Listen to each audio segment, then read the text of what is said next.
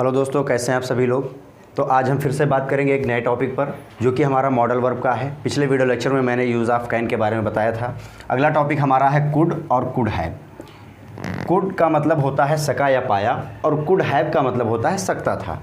इन दोनों में डिफरेंस क्या है मैं इसको आपको बताऊंगा इस वीडियो लेक्चर में, और बताऊंगा कि इसको यूज़ कैसे करते हैं एज ए मॉडल वर्ब। हम इसको यूज़ करते हैं। कैन और कुड, कैन जो है ये कुड और कुड हैव जो है ये पास्ट यानी कैन का पास्ट है। आपने कैन पढ़ा, कैन को हम यूज़ करते हैं प्रेजेंट में, लेकिन अगर उसी बात को हमें पास्ट की बात कहना हो ना तो उस वहाँ पर हम कुड और कुड हैव का यूज़ करेंगे। अब कुड का यूज़ कहाँ करेंगे, कुड हैव का यूज़ कहाँ करेंगे, ये आपको देखो साफ नज़र आओगे। सका या पाया के लिए हम कुड का यूज़ करते हैं और कुड हैव का यूज़ करते हैं सकता था। अब एक चीज़ और ध्यान रखना है कि कुड हैव यानी जिस मॉडल वर्ब में हैव का यूज़ हुआ हो ना जिसके साथ में, वहाँ पर हमेशा हम मेन वर्ब की थर्ड फॉर्म का यूज़ करेंगे, third form of the verb. ठीक है, तो फिर आप कुड और कुड हैव का यूज़ कहाँ करना है, क्षमता, सामर्थ्य, योग्यता का भाव भूतकाल में प्रकट होने पर, यानी पास्ट में अगर किसी जो है क्षमता, योग्यता या सामर्थ्य, इन सब चीज़ों का अगर भाव उत्पन्न हो रहा हो ऐसे सेंटेंस में, तो वहाँ पर हम जो है कुड और कुड हैव का यूज़ करते हैं। अफर्मेटिव सेंटेंस का रूल है subject plus could plus main verb plus object. आप इसकी जगह पर कुड हैव का भी यूज़ कर सकते हैं, लेकिन अगर कब, जब हमें कुड हैव का यूज़ करना होगा। कहाँ हम कुड का यूज़ करेंगे, कहाँ कुड हैव का यूज़ करेंगे, ये आपका क्लियर हो गया।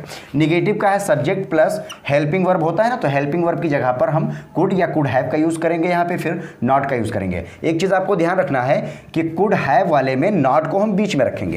अगर हम कुड हैव का बना रहे हैं तो subject plus could plus not plus have यहाँ लास्ट में रखेंगे। उसके बाद मेन वर्ब प्लस ऑब्जेक्ट और मेन वर्ब की थर्ड फॉर्म का यूज़ करेंगे, ये आपको ध्यान रखना है। फिर इंट्रोगेटिव का हम क्या करते हैं, इंट्रोगेटिव दो तरह के होते हैं जिसमें फर्स्ट और सेकंड होता है। तो फर्स्ट वाले में कि जैसे क्या पहले आ जाए तो उसमें WH फैमिली का हम वर्ड नहीं यूज़ करते हैं, लेकिन अगर बीच में आ जाए ना क्वेश्चन वर्ड तो WH फैमिली के जो वर्ड्स है उसको हम पहले यूज़ करते हैं। अब आइए देखते हैं एग्जाम्पल की तरफ। वह स्कूल नहीं जा सकता, नहीं जा सका। ठीक है, वह स्कूल नहीं जा सका, इसको पढ़ने के बाद क्या पता चलता है कि बीते हुए समय की बात है, वो काम ऑलरेडी हो चुका है। ठीक है, बीत चुका है वो समय, उस टाइप की बात हो रही है। तो यहाँ पर वह स्कूल नहीं जा सका, हम निगेटिव की बात कर रहे हैं, यहाँ पे नहीं आ गया, निगेटिव है। हमने लिखा सब्जेक्ट ही, इसके अकॉर्डिंग सब्जेक्ट, उसके बाद सका या पाया के लिए हम कुड का यूज़ करते हैं, तो हमने यहाँ पर मॉडल वर्ब यानी हेल्पिंग वर्ब की जगह पर हमने इस मॉडल वर्ब का यूज़ किया ही कुड, तो ये हो जाएगा ही कुड। और नहीं के लिए नॉट का यूज़ करेंगे तो ही could not, he could not. उसके बाद में गो, जाना की अंग्रेजी को होता है, इसमें हम फर्स्ट फॉर्म का यूज़ करेंगे कुड में, तो ये हो जाएगा he could not go to school, he could not go to school. ये हमारा पहला सेंटेंस टाइप से बनेगा। दूसरा है वह यह किताब पढ़ पाया, पढ़ पाया या मतलब पढ़ने में उसकी जो है क्षमता थी, यानी उस चीज़ को कर सका वो। तो यहाँ पर क्या होगा, वह यह किताब पढ़ पाया, तो फिर हमें क्या लिखना है, ही, हमने लिखा ही क्योंकि अफर्मेटिव है ना। उसके बाद हमने सका या पाया के लिए कुड का यूज़ करते हैं, तो हमने लिखा ही कुड, तो हो गया ही कुड। ठीक, और उसके बाद में पढ़ना का होता है रीड, ही कुड रीड, और यह किताब का क्या होगा, this book, he could read this book. इस टाइप से हमारा ये दूसरा सेंटेंस बनेगा। तीसरा सेंटेंस है क्या तुम वहाँ पहुँच सके, क्या पहले आ गया, क्या पहले आ जाए तो इंट्रोगेटिव फर्स्ट वाला कुड का यूज़ पहले करेंगे सका या पाया के लिए, तो हमने यूज़ किया कुड। और उसके बाद हम क्या यूज़ करेंगे, सब्जेक्ट, हमने सब्जेक्ट का यूज़ किया, सब्जेक्ट इसमें कौन है, तुम, तो हमने लिखा यू, तो हो गया कुड यू, कुड यू। उसके बाद में पहुंचना का क्या होता है, रीच या अराइव होता है, तो हम रीच लिखेंगे, कुड यू रीच, और वहाँ का क्या हो गया, देयर, तो हो गया कुड यू रीच देयर। उसके बाद हमने क्वेश्चन मार्क लगाया, वहाँ, ये हमारा ऑब्जेक्ट है वहाँ।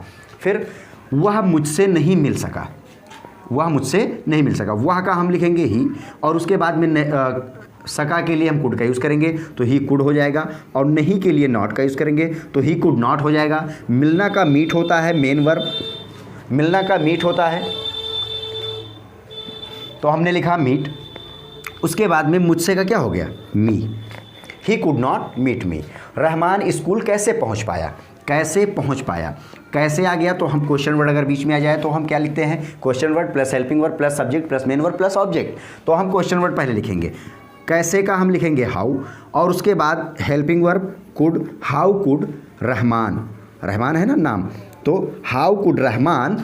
उसके बाद में पहुंचना का reach, how could Rahman reach school, how could Rahman reach school, Rahman school कैसे पहुंच पाया, हम बाज़ार नहीं जा सके, हम बाज़ार नहीं जा सके। तो इसको कैसे बनाएंगे, हम की अंग्रेजी पहले लिखेंगे वी, हमने लिखा, और उसके बाद में सका या पाया की अंग्रेजी लास्ट वाले की अंग्रेजी लिखते हैं तो हो जाएगा कुड, ही कुड, और उसके बाद में नहीं के लिए नॉट का यूज़ करते हैं, और उसके बाद गो का यूज़ करेंगे।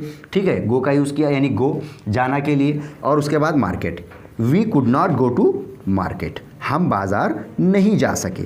ये हो गया हमारा अगला सेंटेंस। वह परीक्षा क्यों नहीं पास कर पाया, वह परीक्षा क्यों नहीं पास कर पाया, नहीं आ गया, क्यों आ गया, इंट्रोगेटिव एंड निगेटिव है। तो जब इंट्रोगेटिव एंड निगेटिव आता है तो हम क्या करते हैं, हमें ज़्यादा कुछ इसमें बदलाव नहीं करना है, सब्जेक्ट के बाद नॉट का यूज़ करेंगे, और अगर सब यानी कि या हम एक चीज़ और ध्यान रखें कि मेन वर्ब से पहले नॉट का यूज़ करेंगे। अगर हेल्पिंग वर्ब 2 वर्ड वाला है तो सब्जेक्ट के बाद यूज़ करने के बाद लास्ट वाला वर्ड जो है नॉट के बाद लिखेंगे, आपको ध्यान रखना है। वह परीक्षा क्यों नहीं पास कर पाया, तो वह का हम पहले क्यों की अंग्रेजी लिखेंगे व्हाई क्वेश्चन वर्ड, उसके बाद हेल्पिंग वर्ब कुड का यूज़ करेंगे, पाया का क्या होता है, सका या पाया के लिए कुड का यूज़ होता है, तो ही कुड, और उसके बाद में क्या करेंगे, ही व्हाई कुड ही, सब्जेक्ट का यूज़ करेंगे। अब उसके बाद हम यहाँ पर नॉट का यूज़ करेंगे, व्हाई कुड ही नॉट, ठीक है, पास द एग्जाम,